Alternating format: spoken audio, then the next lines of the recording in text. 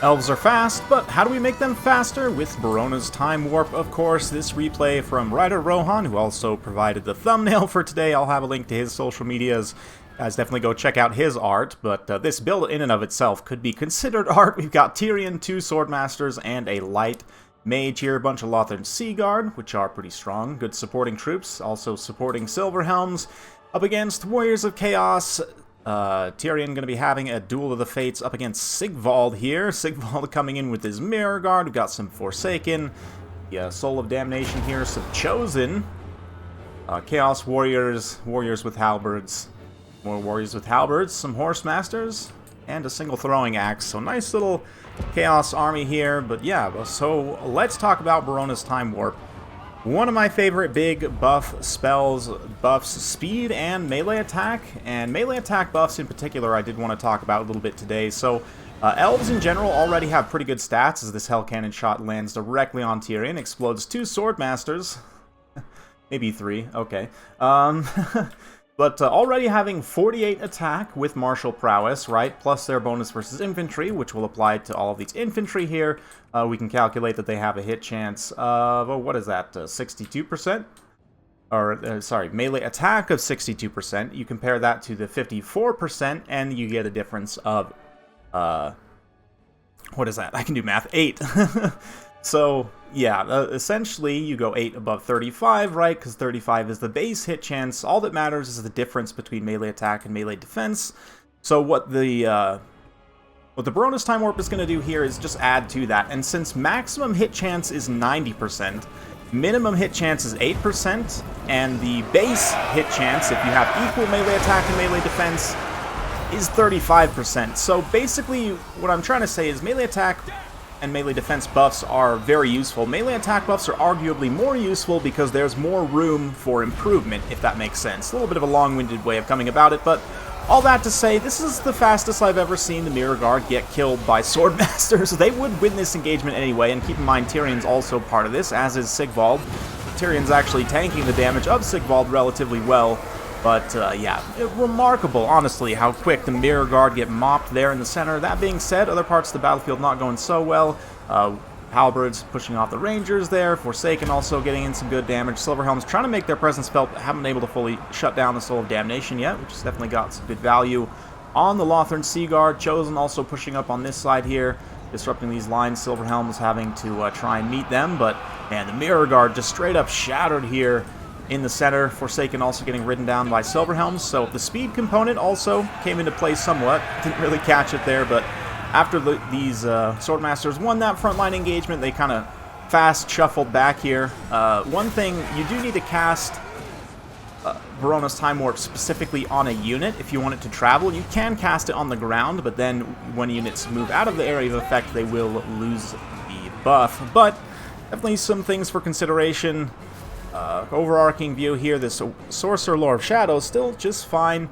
Sitting back, looks like a nice something. Sunfang maybe a little bit late or misplaced. Doesn't actually get any of those troops there, but hey, it's all good.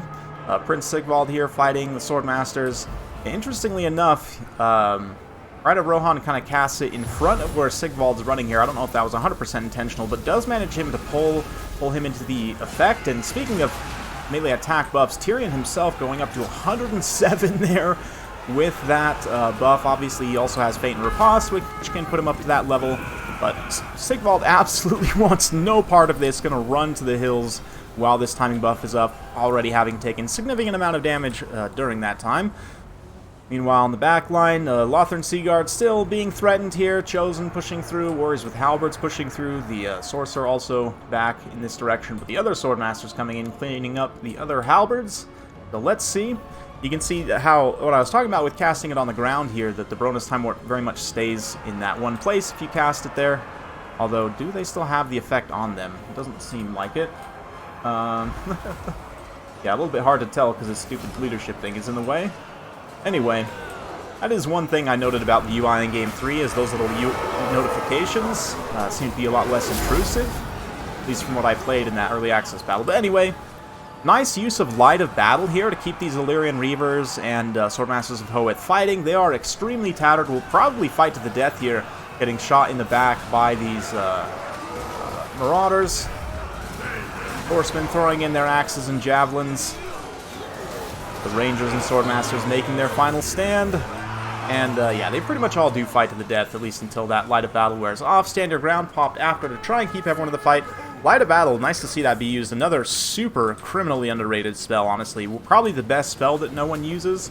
Unbreakable in an area of effect for 7 winds of magic. I mean, 22 seconds is a decent amount of time for an unbreakable effect as well. I really feel that Light of Battle is spell that everyone needs to remember, and not to mention also the Lore of Light attribute can be very helpful. A lot of high elf units you might think should have immune to psychology, but do not in fact have it. There are a few ways to get it, and that is one that people often forget about. Exorcism used to be completely useless, but now is actually quite good. Lothern Seaguard holding off some of the last Marauder Horsemen here. Sigvald chasing Tyrion, but Tyrion has the support of his Swordmasters. Swordmasters are going to get in here, and Sigvald's like, nope, you know what, maybe I don't want any part of this. So yeah, really nice to see that Birona's Timewarp used to good effect. Of course, you might say it's overkill, but really all you need is a difference of 55, right? Because if you think about 90% hit chance going from, I should say, 35% hit chance to 90% hit chance, right? Difference there of 55. So you really only need 55 higher melee attack than your opponent's higher melee defense. Conversely, you know, the value for having more melee defense than opponent's melee attack in order to get a lower hit chance is not as big of a difference, right? 35 to 8, much smaller difference. So,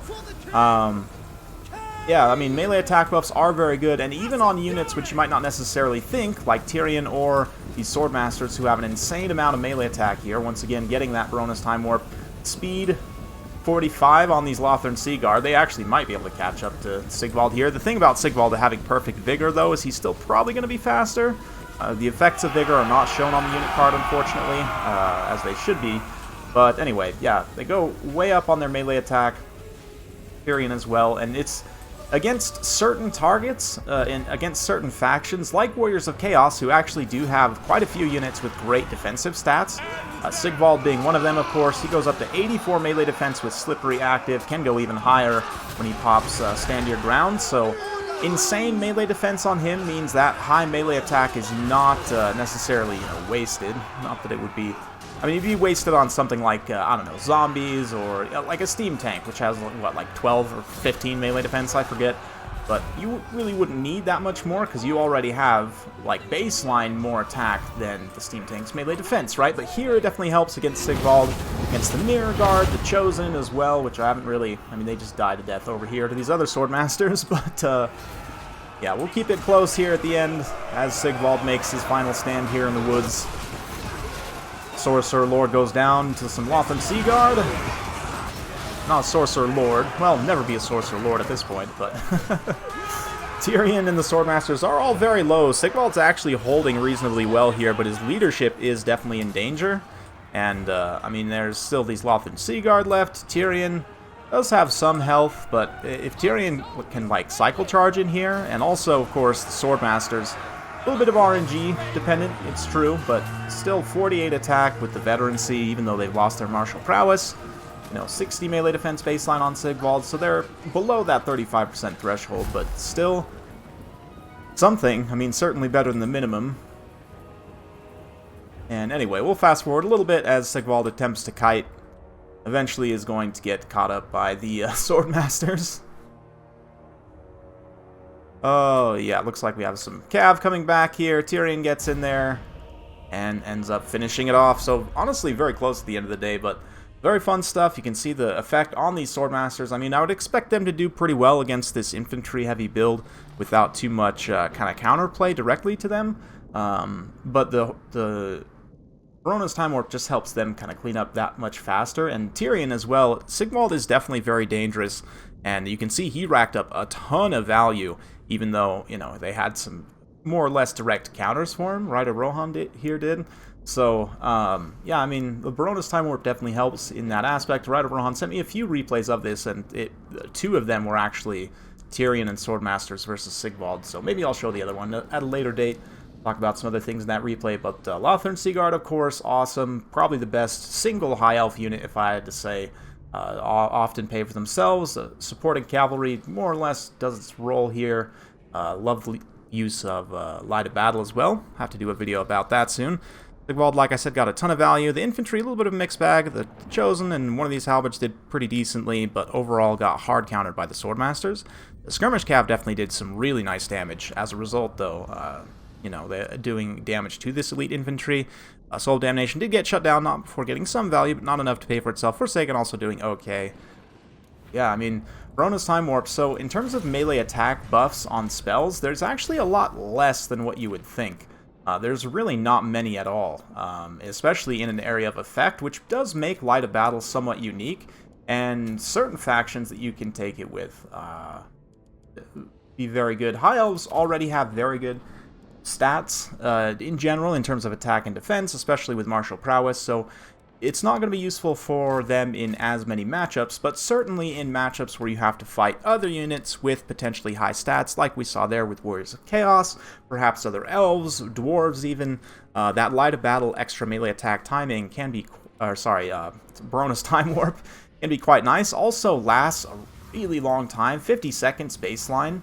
I don't really think it's worth overcasting for the extra area of effect. You can, but 50 seconds in and of itself is a very long time for this buff to be active, and as it already has a pretty large area of effect without overcasting, so those two kind of attributes combined with the fact that it's a attack buff makes it one of my favorite big buff spells. Yeah, I think it's maybe the best high tier buff spell overall. You guys will have to let me know down in the comments what you think about that, but for other factions like Lizardmen, you're restricted to taking a Light Slann, which is a little bit tough. There are definitely other better Lord options for you, but the Light Slann's not terrible. You can definitely have some fun potentially with Double Banishment. You still get access to Nets, obviously, some other really nice spells. But in general, Birona's Timewarp, Lizardmen do have a few other Lord-based melee attack buffs, like Horn of Kygor being the main one. Got like Nakai's as well, but in general, Lizardmen units have great weapon strength, but pretty subpar melee attack. Like Warriors, Saurus Warriors are a great example. 52 weapon strength is awesome for unit for 800 points. 29 melee attack is not great, so that melee attack buff on Lizardmen units definitely helps them punch a lot harder, and giving a big old area of effect. I want to say that this actually lasts longer than the Horn of Kygor. Granted, it only gives speed, whereas Horn of Kygor also gives charge bonus. 50 seconds as we saw, and then here I believe this is, yeah, only 20 seconds, so a lot shorter of a timing push, but you do also get the benefit of the charge bonus. A little bit of a difference there, but yeah, Light Slann can be a little bit vulnerable. I mean, Slans are really good casters because of the extra winds of magic and everything, though. Anyway, I'm kind of getting off track, but Empire is also another one that you don't see Light as often as you probably should, in my opinion, especially when you're taking like either Volkmar or Boris, self-healing lords, or maybe you take a cheap lord that you don't even need to heal, and you just take a light wizard, and again, Immune to Psychology is great for a lot of Empire units. In general, Empire already has great access to melee attack buffs, so it's not, you know, as necessary given that you can take warrior priests and whatnot, but you can do basically like, you do something like this, either Volkmar, the Archlector, warrior priest, and a light priest, you can get almost a constant 24 melee attack uptime if you're, you know, layering these buffs one after the other, right? Because you've got Grand Hammer of Sigmar here, 50 seconds, 90-second cooldown. I mean, already with just these two, 60-second cooldown, you know, 25 seconds, you can just about, I guess not just about get there, but I would have to, I guess, actually sit down and math it out, but you can basically get almost full uptime of, yeah, this only has a 47-second cooldown. Granted, you have to wait for the Winds of Magic, but for at least a portion of the battle, you can get almost a constant uptime of 24 melee attack buff, and considering Empire Infantry is already pretty cost-effective on the lower end, and Great Swords will shine definitely with melee attack buffs, it's very strong for Empire Infantry-based builds, to kind of go offensive infantry, which is not something a lot of people expect from the Empire, but it's something you can do. Yeah, I think these are the main three, right? I'm trying to think. Tomb Kings also have it, I guess. The lore attribute is actually completely useless to them because they are undead, so you should literally always cut this. I'm hoping CA will make a unique version for the Tomb Kings that's not useless, but anyway. Yeah, Birona's Timewarp also pretty good for them. Again, undead units tend to have lowish melee attack, like their monsters. You look at like the Sepulchral Stalkers, only 75 weapon strength, not amazing, but again, 29 melee attack, 22 for the base unit, really not great at all.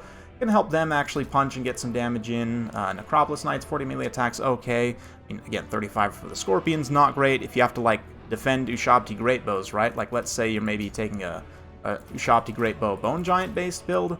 If they do manage to get in your back line, Birona's Timewarp will help Giants, the Bone Giants, actually take advantage of that 400 weapon strength. And Ushabti also, really not great melee attack, 23. I think it's the same for the ranged ones? Yeah, 23, so definitely useful for Tomb Kings as well. Generally, though, you'd want to take their unique lore, in my opinion, get a little bit of extra healing from this lore attribute and from, other very good spells here. Bonus versus large, cursed blades. But anyway, I'm getting off track. Hopefully you guys enjoyed this one. Let me know down in the comments below. I know some of you guys are big fans of Birona's Timewarp out there. Big thanks to Ryder Rohan once again for that replay, for the art, for his patronage. Thank you all for watching, and we'll see you next time.